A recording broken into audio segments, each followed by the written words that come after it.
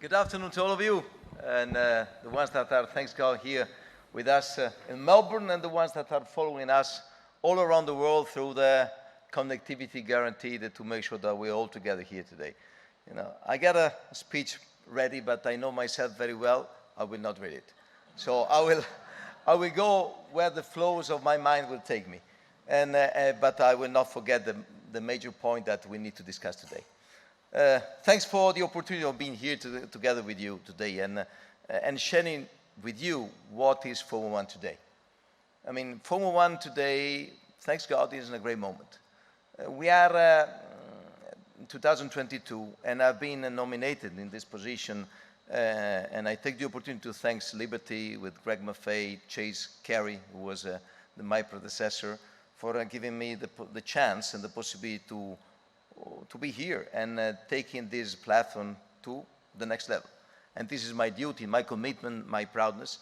And as I said with my family when I received this call, there is a train that is passing once, and it's better if you're ready to go in, jump in, and make sure that you feel the energy of this incredible experience that I'm living with a great team and with the great stakeholders.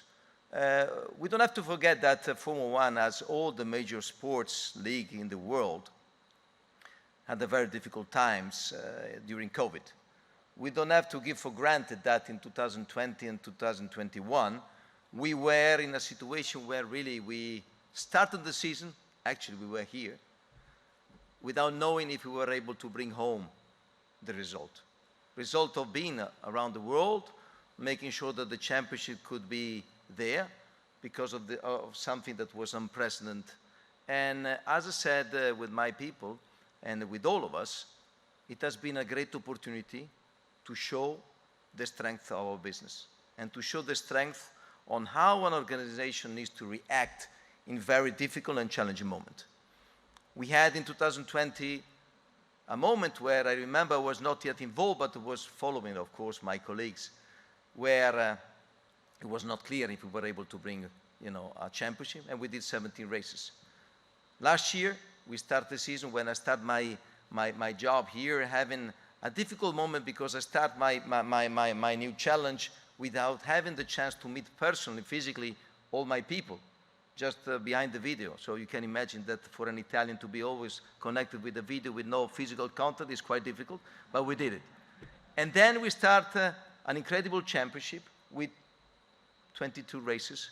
Has been a record, and following our protocol procedure, going all around the world, making sure that the bubble that we have created to go and to perform was strong enough, respecting the national rules and the national regulation, but we did it. We proved to be solid on that.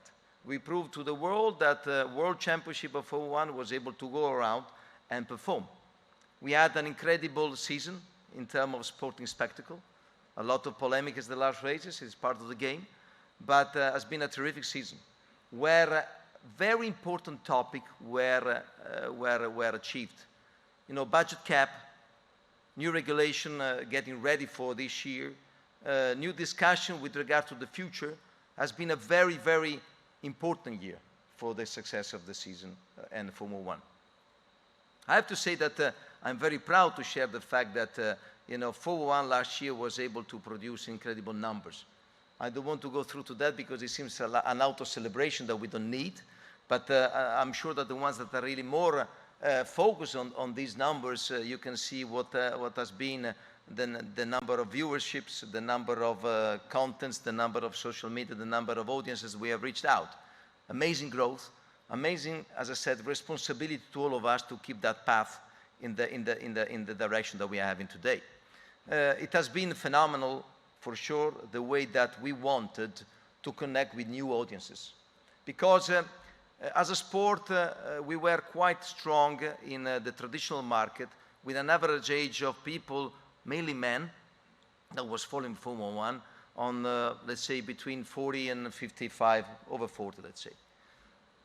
It is clear that one of the things that we needed to do in order to capture new attention was to change the language of our communication, to maximize the opportunity given by the new platform that we are having through all the world around us, and making sure that we can capture the attention of the one that will represent to us, without being disrespectful of our traditional fans, of course, that can give the boost to make sure that we're getting bigger.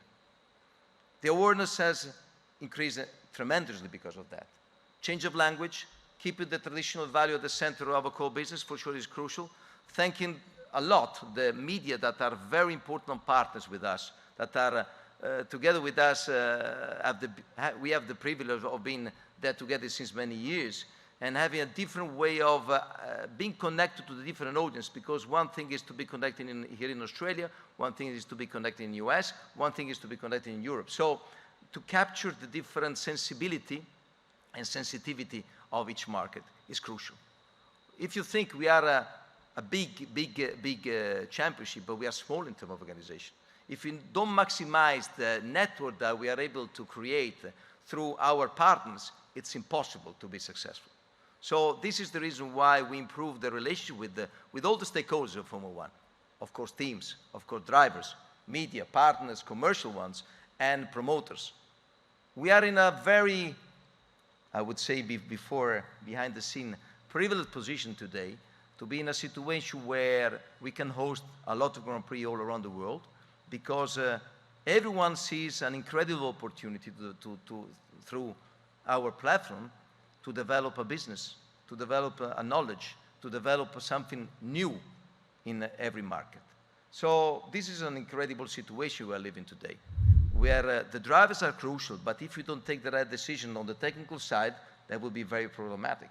We were the first, even if we didn't do a good job on that respect, to introduce the hybrid engine since 2014. The most efficient engine in the world that is today. And we have taken already the decision for the future to move forward in that respect, because we do believe that with regard to sustainability, Formula One has to do its own job to take on board, as I said, the sustainable fuel with the hybrid engine for the next step of the technological development of Formula One, starting from 2026. This is a massive step in a world where on the mobility side, there is a lot of pressure on the full electrification. We are not denying that, is not a doubt, not even a single doubt about it. But we do believe that the full electrification does represent the unique answer to the need of having sustainability at the center of our industry. Motorsport will have, in this respect, an incredible opportunity to show that this direction will be very, very important. Will allow manufacturer to be present in the market with a normal drop-in fuel that you can have in all the fuel stations, to make sure that all the products will be fully sustainable. And this is something that we do believe that is the reason why we have a lot of attention from new manufacturers that are interested to be part of our world. And this is something that we have taken together with the FIA, with the teams, and this is a decision that we have taken, is already in our agenda, and we are already setting out the regulation that is moving ahead starting in 2026. We don't have to forget that Formula One is also owning the right of the F2 and F3, because we do believe that if we are able to create a great pyramid that will allow the drivers to grow in their career from Formula 4 at the national level, then becoming Formula 3 drivers and Formula 2 drivers, they can really compete. You know that last year, Oscar Piastri won the title. He's an Aussie driver that has the chance to show who is him. And in the past, I would say all the drivers that now are the protagonists of Formula One Championship came from this pyramid. We want to keep investing on that because it's part of our value. It's important to create a dynamic attention to the world of Formula One on the driving side. But we don't have only that dimension when we are talking a global sport. We need to keep the attention on also with our program with universities and school and colleges to the people that would like to be protagonists at the engineering level, at the mechanical level.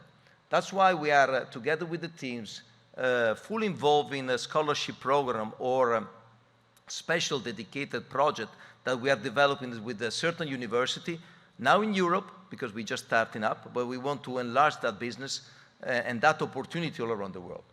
We really do believe that is an important asset that is giving credibility and a big growth opportunity to our sport in the future. We don't have to forget, going back to the dimension of sustainability and how the Formula One can address the value that are on which we are very keen to develop together with our world. That, for example, the relationship with the promoters, who represent a very important relationship, because we are coming here hosted by an incredible promoter that is doing a great job, where in terms of, let's say, energetic need is massive.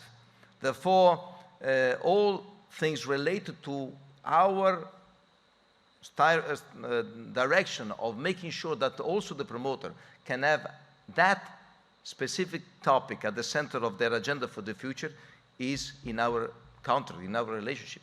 How we can implement that in order to make sure that the plastic or the energy used in developing a great show like what we're going to live here in Melbourne is done, keep the sustainability at the center of the project. This is something that we do believe that F1 has a great responsibility, shared, as I said, together with our stakeholders and our people and our partners. And this is something that we're going to develop even stronger in the future. Formula One, as I said at the beginning, is living an incredible moment. We feel this responsibility of being seen as a reference in the sport business world. We're doing that with great professional people, with great dedicated people that at the end of the day love our sport tremendously. You know that if you are involved in this business, you cannot believe that you can have a Sunday to rest or a Monday to sleep or a night to think to your own. It's a fully dedicated job. We know that. And when we discuss about the fact that the championship now is with 23 races, a couple of years ago it was difficult to have 17 races. We are for sure focused on making sure that all the people working in our championship are protected, are respected. But we need to feel the privilege of being part of this world. We need to feel it. It's a matter of understanding who we are. As I said, it's a fully dedicated job. If someone needs to do other stuff, free to do it, but this is something that it doesn't represent the DNA of the people that are involved in our sport. We love what we're doing. We are very energetic. We want to transform, what we are living into an energetic force that can strive the future of our world in our small dimension or big dimension, whatever it is. It's something that we believe that we can do our role. We have to do our role on that. So we are, because I'm just cautious of the time, I don't want to be too long because otherwise, as you can see, I can speak for a long time. I want to make sure that you will understand how happy we are to come back to Melbourne here after 2.5 years when, unfortunately, we didn't finish the job completely. So we are also talking about responsibility, the responsibility to give back, to our Aussie fans, what they didn't get up to the end 2 years ago when we had to go back without doing the race. So thanks again for your attention. I really hope that you can enjoy Formula One, and even more, that you can be interested to spread out the passion that is growing all around the world around us.